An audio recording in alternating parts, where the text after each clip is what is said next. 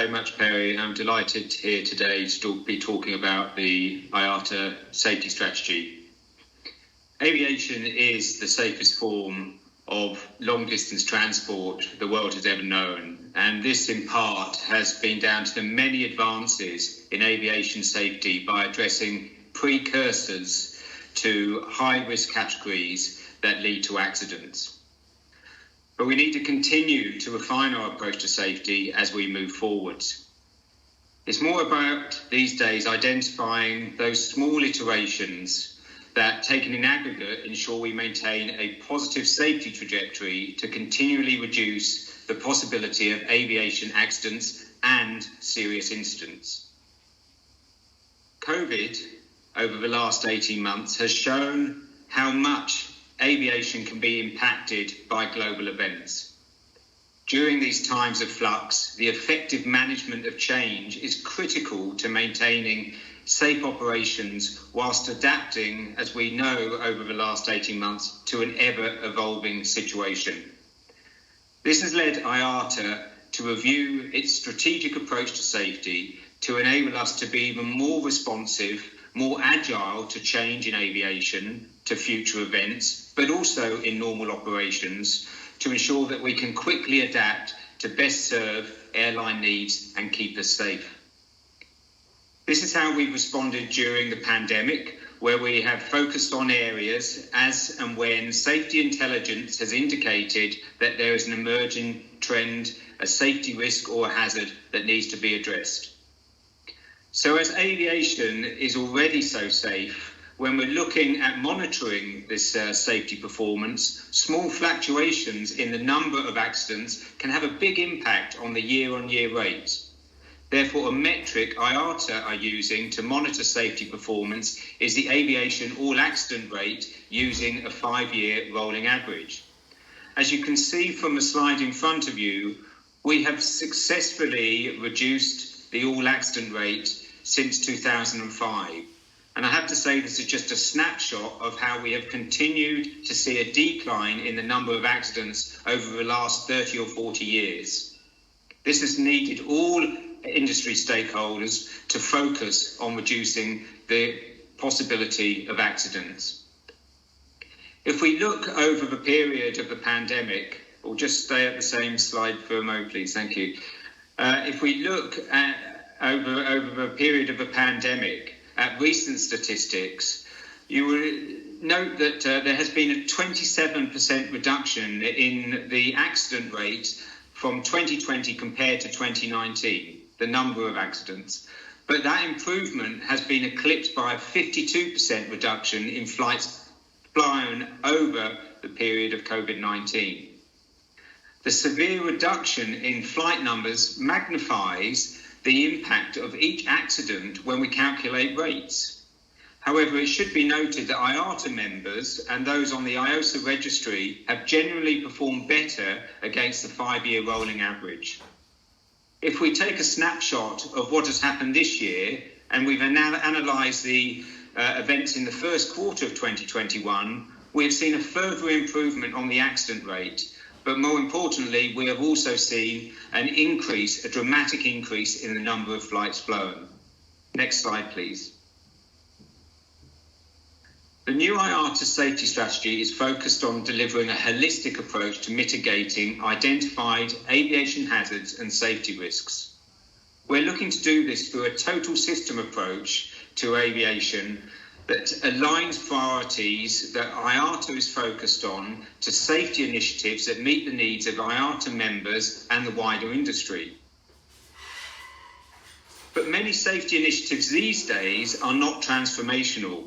Instead, it's more about identifying where marginal gains may achieve an improvement in safety performance. We're also aiming to ensure that the strategy is future-proofed, so that our support of industry may be continually reviewed and updated and prioritising those issues that are of most concern to industry and IATA members. The 3 pillars of the IATA strategy as identified here are around safety leadership, safety risk and safety connect, which I'll go on to talk about a little bit more detail. Next slide, please. So when we look at safety leadership, there are a couple of things that have brought this concept together. First and foremost, accident investigations have identified that safety culture enhances safety performance and reduces the likelihood of accidents. A positive safety culture results in more engaged employees who think and act in more safety-conscious ways. They feel personal responsibility for the safety performance of their organisations. Additionally, empirical findings in safety research have identified leadership as the strongest factor affecting organisational safety behaviours, especially in high-risk sectors like nuclear and medical and aviation industries, to support safe operations. IATA has developed a safety leadership programme to bring together these critical elements. Safety leadership in an organisation is thus a prerequisite for a positive safety culture, enabling open reporting, a just learning culture, and a successful and effective approach to managing safety together. It aims specifically at strengthening a safety leadership mindset among aviation executives to enable organisational behaviour to embed and effectively implement a positive safety culture. It requires a coordinated global effort and collaboration with industry stakeholders from across aviation sectors to evolve the safety DNA of our industry. And I have to say, since we started talking about this at the end of 2020, we're beginning to see the mood music of safety leadership being discussed. Most recently in a conversation at IATA last week pertaining to safety leadership and what we need to achieve here to future-proof the safety of our industry. Next slide, please. So looking at a few of the deliverables. Through a network of select safety champions, the programme will promote safety leadership behaviours, values and practices that will be embedded in a safety leadership charter. A declaration of commitment to key guiding safety principles, the Safety Leadership Charter will encourage signatories to adopt practices enhancing the effectiveness of safety risk management. It will encourage implementation of practical actions, further enabling a positive safety culture. Now, the Safety Leadership Charter signatories will also pledge to collaborating to grow, strengthen and promote industry safety DNA. And that's through having safety conversations, whether that's through safety talks, mentoring, training, and sharing experiences across industry. IATA also has a resource, IASK, to measure the effectiveness of safety culture embedded within organisations, and we'll be using this to validate our progress in safety leadership and the pillar here. Next slide, please. When we talk about safety risk, I think we need to really reflect on what has happened over the last 18 months since the start of this pandemic. COVID-19 created, as I alluded to earlier, a number of challenges for aviation as it adapted to a rapidly changing landscape and ensuring that we could continue to fly safely within it. The IATA COVID-19 Safety Risk Management Framework was developed to keep track of changes, and acting as a central repository was able to share information on identified issues with industry and how collectively we were addressing them during the pandemic. IATA used this framework to develop generic safety risk assessments using intelligence from industry to share potential mitigations to new and emergent aviation hazards and safety risks. We also developed guidance material and published these to share best practice in specific areas. There were a couple of critical issues that we needed to notify the industry of pretty much straight away. And for this, we used operational safety notices, and there's been a lot of discussion around the things that we have presented on such issues as unstable approaches, contaminated pitot-static systems in aircraft that have been stored for a considerable amount of time and then being brought back into service, and fatigue where flight patterns were dramatically changed over a period of COVID, and we needed to ensure that we didn't end up with crews being caught down route where they were perhaps transporting essential PPE equipment or vaccines to parts of the world where quarantine requirements were quite strict. The COVID-19 safety risk management framework needed to be developed quickly and without fuss. And we used just a very simple Excel spreadsheet and a Power BI front to ensure that people could read it effectively. But we've realised that actually we can develop this, and we are developing it through the proof of concept to what we're now calling the IATA Safety Risk Management Framework.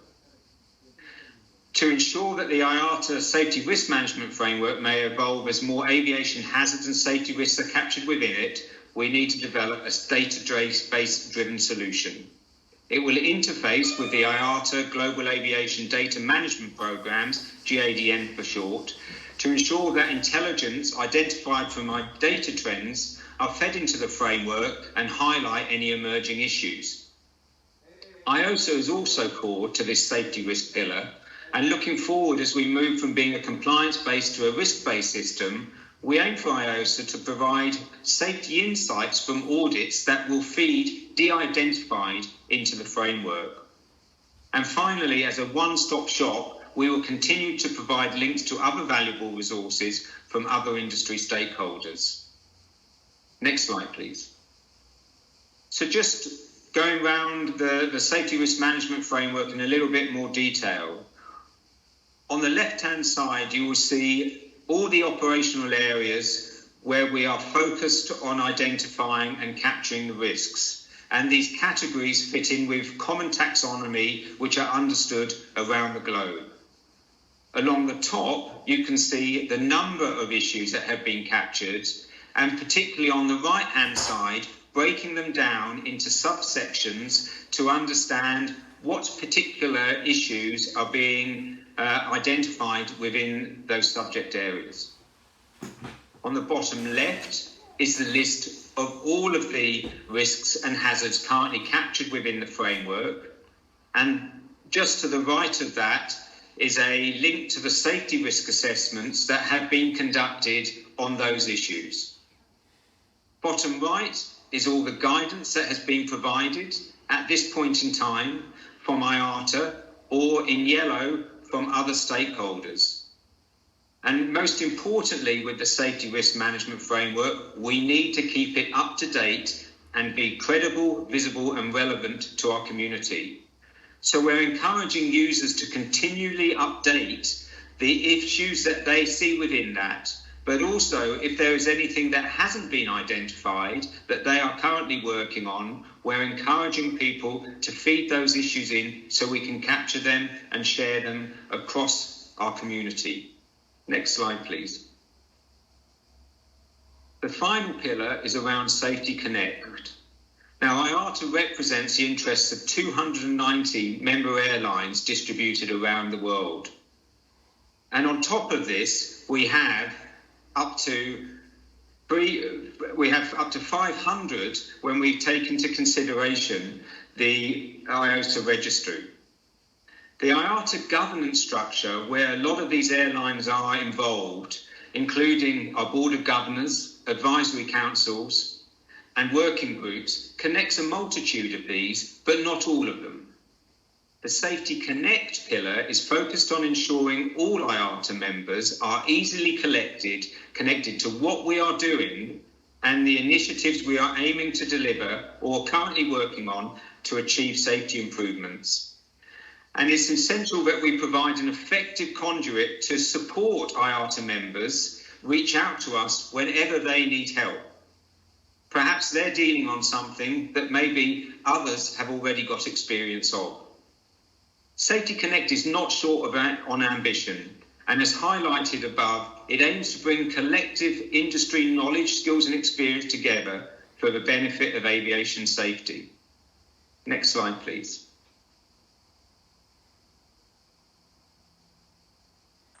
So in summary, the IATA safety strategy offers a holistic approach supporting industry to manage safety issues so that we remain focused together on that top item of reducing the all-accident rate in aviation. Safety leadership with the active support of industry executives provides the means and the ways to underpin and evoke safety culture across aviation.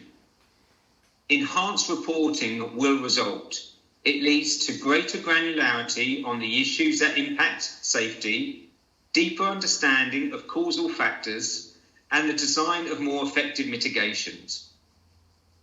The Safety Risk Repository of Hazards and Risks, captured from across industry, allows for better analysis of systemic safety issues through detailed safety risk assessments using IATA and industry expertise.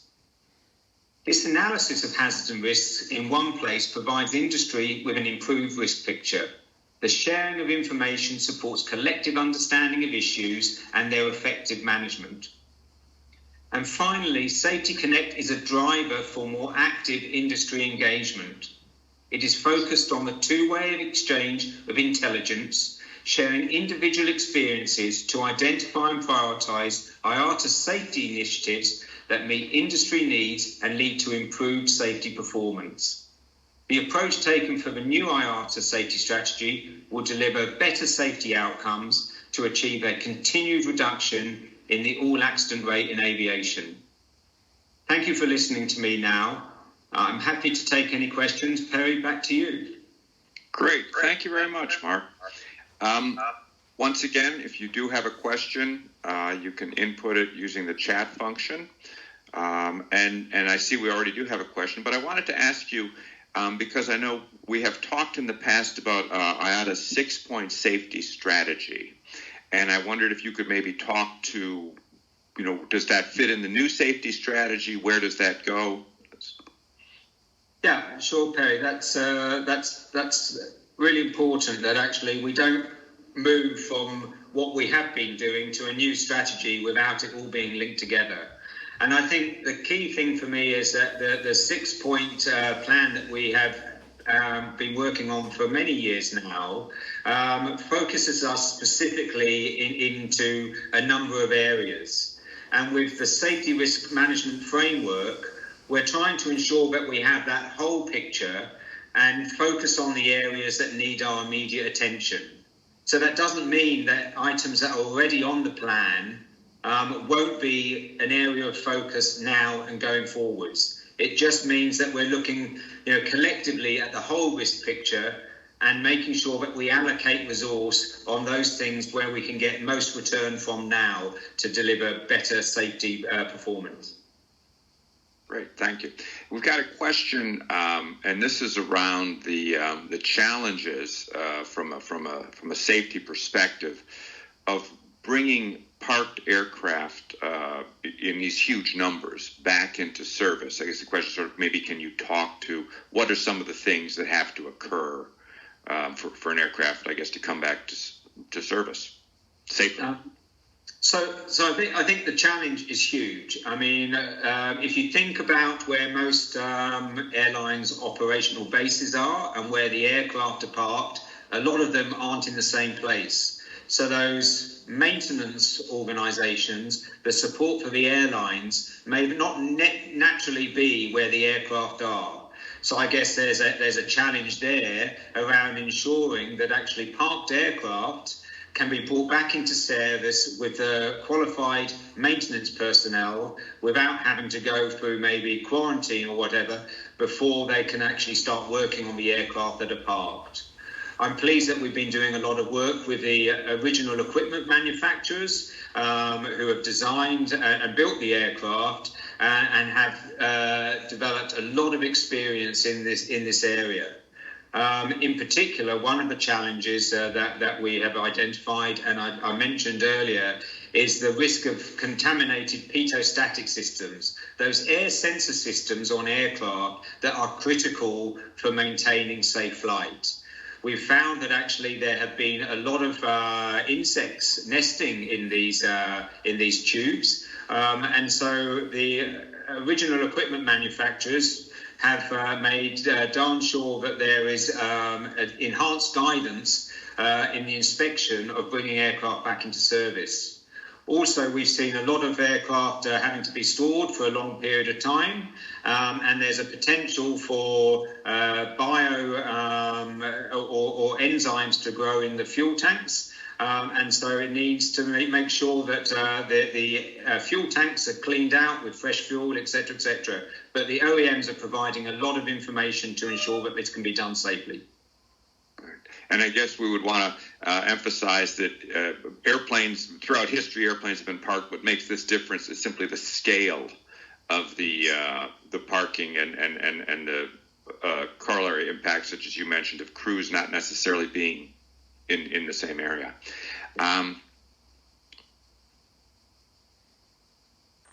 Here's a question, and I don't know that I'll ask it, but I don't know that we have the data set that can answer this because it's fairly recent. But we have a question whether it says in the past year, I'm going to say during COVID, because I think that's what's intended here. Have we seen a higher percentage of incidents, serious incidents that were attributed to technical problems with the aircraft? I guess the question would be in comparison to past periods, but again, I don't know whether we have that data or not. The only thing I would say is, referring it back to the previous question, is that the manufacturers have identified a number of corrosion issues around aircraft that haven't been kept in dry environments, and they've been seen in various systems, and there have been a few incidents, not serious incidents, but incidents where aircraft have had to return after getting airborne, but have been capably managed by the crew without any implication to safety. Great, thank you. I don't see any more questions, but I'll take the moderator's prerogative here and ask one more of my own, which is, can you talk a little bit to the importance of working with the regulators? You mentioned IATA, I think, very early on with safety leadership. Maybe expand on that a little bit. I think since the beginning of COVID, that connection with all parties has been incredible, how people have collaborated together. When you're looking specifically from a regulatory perspective and how we've worked, I mean, from the very top with the ICAO cart, we've been focused on ensuring that actually we have ways and means to allow us to continue to fly. When you look at the cargo environment, we worked very, very closely with the FAA and IATA to ensure that passenger aircraft could be used for the transportation of cargo, which was so essential to move resources around, especially relating to PPE and vaccines now. The safety leadership, because we have seen such organisational change within the industry, the safety leadership conversations about ensuring that frontline workers feel comfortable to report when maybe they don't feel so sure about their jobs now than they did in the past is really, really essential. And setting that tone is key to ensuring that we continue to see good reporting, and that allows our safety intelligence to know what we need to focus on best. So, it's been a huge collaborative effort. I've provided just a few examples, Perry, but, the conversations have flowed, pretty much daily between regulators and IATA on safety. Great. Thanks. Well, I don't see any more questions in the queue, so I think at this point, thank you very much, Mark, for that presentation, and hand things over to our next panel.